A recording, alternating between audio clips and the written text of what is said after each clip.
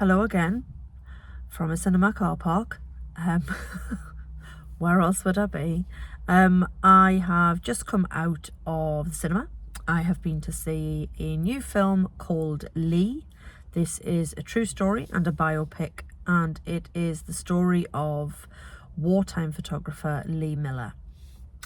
She is played here by Kate Winslet, and I didn't know a huge amount about Lee Miller before I came to see this film this evening, and now I know more. I'm intrigued to read more about her. What an absolutely incredible and fascinating and complicated woman. And telling her story was really important. People do need to know who she is and what she did if they don't already. As I said, she's played here by Kate Winslet, and I could literally talk for hours about how much I love Kate Winslet.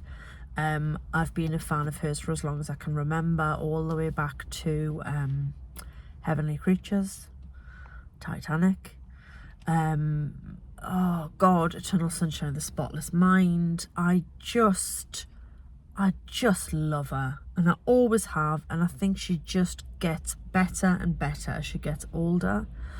I love the fact that she is getting older, that she is aging and doing nothing to hide it. She's a beautiful woman, but it's incredible to see wrinkles, crow's feet, signs of aging on the face of a big name star. And she plays Lee, warts and all. As I said, from what I understand now from watching this film, Lee Miller was a complicated, passionate, fiery, feisty, ballsy woman. She actually started her career as a model and then moved into photography. She preferred to be the one taking the pictures than the one in them, the subject of them. And when the film begins, she is being interviewed. It is 1977. She is being interviewed by a young gentleman played by Josh O'Connor. I think this is the third film I've seen Josh O'Connor in this year. He's very good as well, very handsome, very tall, but also talented. There is more to him than height and a pretty face. And he wants to find out more about her life and her photographs. She's quite a, not bitter, but she's quite a feisty older broad, just chugging back the gin and pretty heavy on the cigs. God, she smokes a lot in this film. Good grief. What was the film I saw? Was it Bike Riders? I saw a film earlier this year when I was like, I want to know how many cigarettes were smoked during the making of this film. I think it was the Bike Riders. The cigarette count in this film was pretty high as well. So we've got like 1977 Lee talking to young Josh O'Connor, and then we've got Lee in the late 1930s. She's on holiday in France with friends. Among the friends, one of her mates is played by the very wonderful Marion Cotillard. There's an assortment of other folks. It's all very liberated. People sitting around having dinner and wine in the garden with their boobs out. It's all very continental, like you do.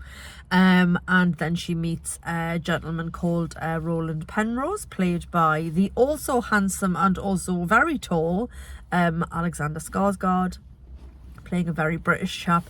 I've got to be honest, he was giving me shades of Dan Walker off of Channel 5 News, formerly of the BBC.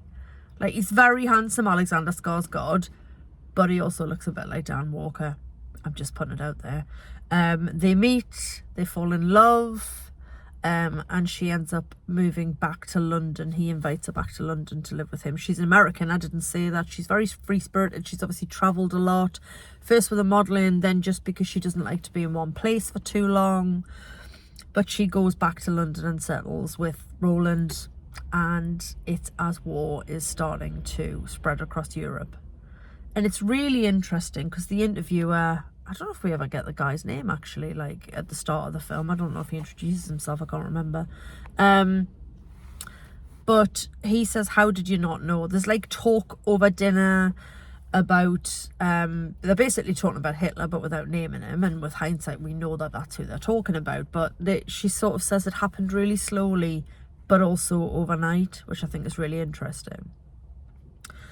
And she wants to go and take photographs at the front, and this is just unheard of. You know, women don't go to the front.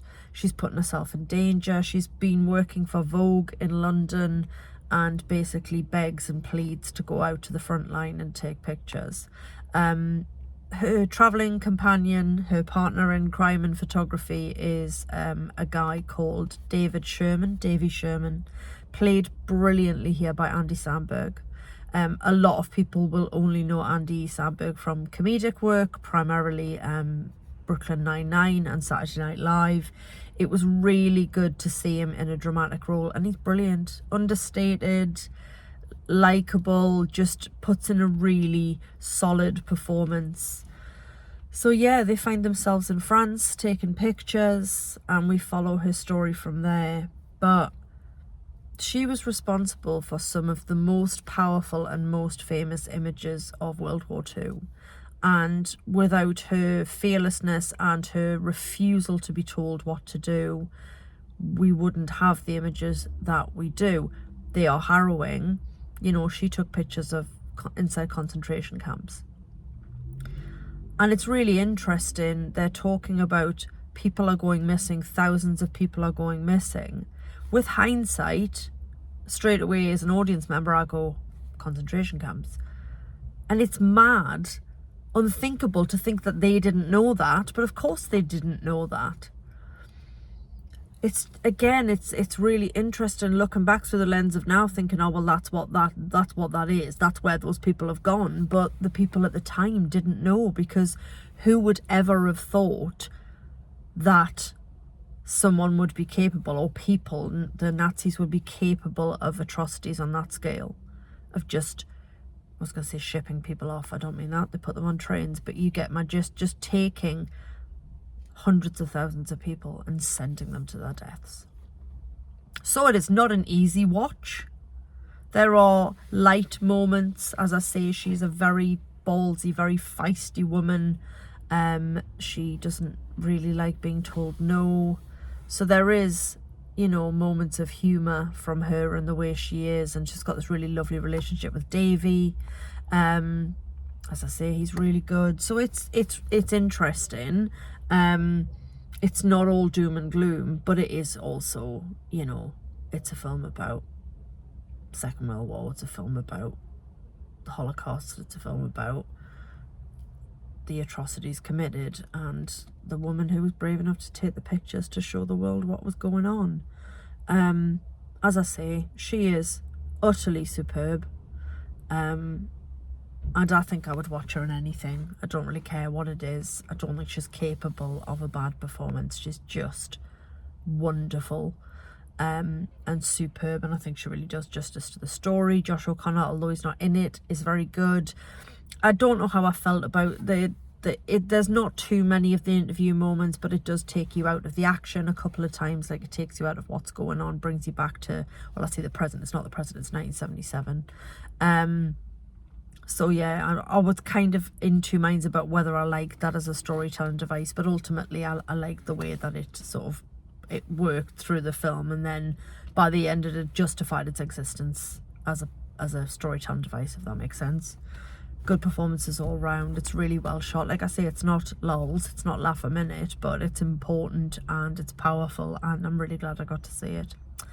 And I will continue to go and see films right here in this building for the rest of the year until it's torn down, because it's closing and I'm heartbroken. But for now, here I am in a car park. We go again. Thanks for listening. Katie out.